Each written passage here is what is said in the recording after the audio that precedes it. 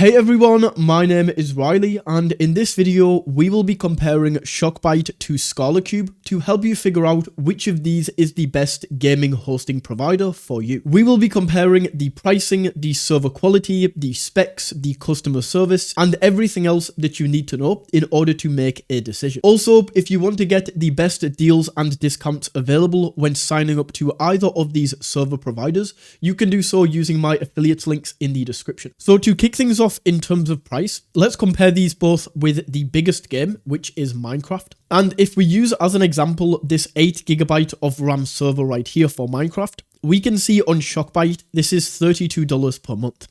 What this means right here is for the first month we get a nice little bit of a discount, we get 25% off, so we pay a little bit less in the first month.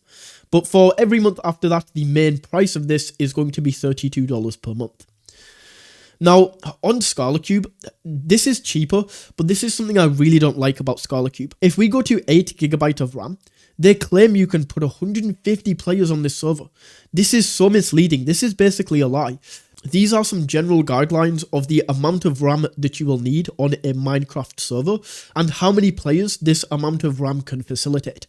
This is a straight up lie. Like, you cannot ever, even if you are using the most basic version of Minecraft, you can't put 150 players on an 8GB of RAM server. There are a few hosting companies that do this and just flat out lie about the amount of players that you can have on a server like this.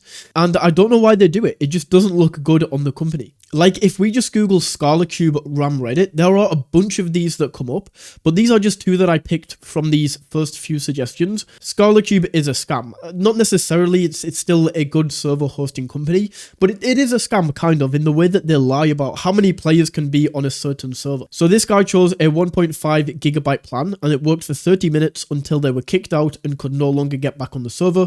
ScalaCube said they need more memory, which is probably true. And despite their pricing tiers showing that 1.5GB could host 20 players. This is crazy. 1.5GB of RAM, 20 players. Look at this. This is the actual guidelines that you need. You can't host 20 players on 1.5GB of RAM. So yeah, this guy was lied to. He even upgraded and they charged an additional $20 and it continued not to work, and they said that you need to upgrade further. I guess that's how they get you in. They tell you you need a little bit of RAM and then you buy, and then they get you to upgrade and upgrade and upgrade, and that's how they make money. And then this one is even crazier. They tell me that 3GB of RAM can't handle 5 players. But on here, it says it can handle 40, so what's going on, ScalaCube? So I just wanted to bring that to your attention. It really, really annoys me, and I don't want you to get caught in this trap where you think, well, I want like 10 players on my server, so all I need is like 800 megabytes of RAM. No, this is just not going to work. With that said though, it's still cheaper.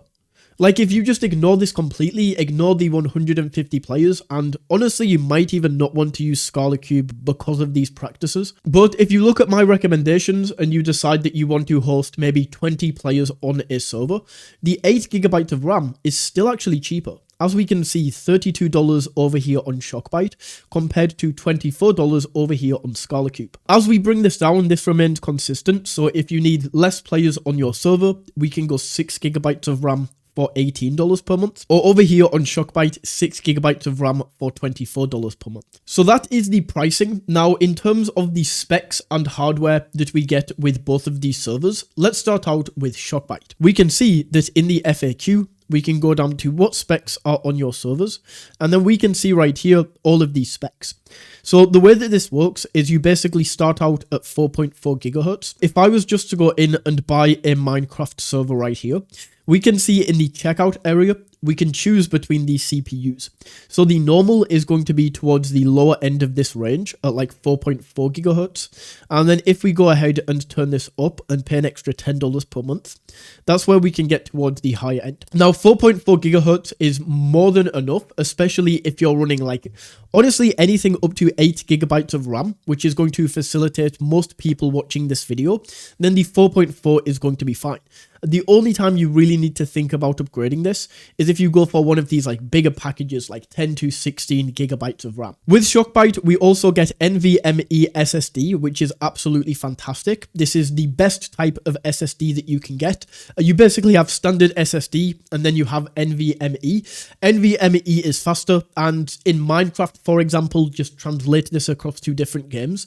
But in Minecraft, for example, it would mean chunks would load faster. You would be able to save the game faster, and also if you are modding your server, especially with heavy mods, it's going to be much better at being able to handle those mods. Then we can come over here to ScalaCube, and once again, let's just take a look at the 8 GB of RAM server. With this, we can see that we have a 6-core 3.4 GHz CPU, which Shockbyte is actually better for this, even with the bottom option right here. This AMD Ryzen has 6 cores and 12 threads, so it's the same amount of cores as this.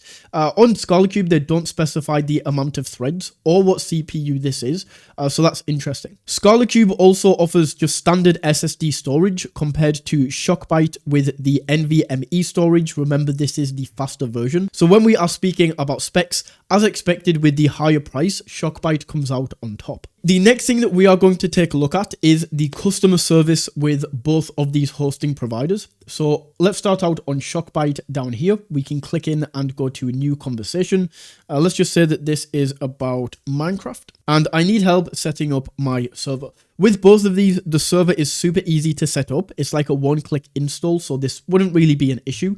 But just as an example, let's take this in. So we get brought straight through here to AI. It's interesting that they're making this like type out like it looks like a real person. This is definitely AI.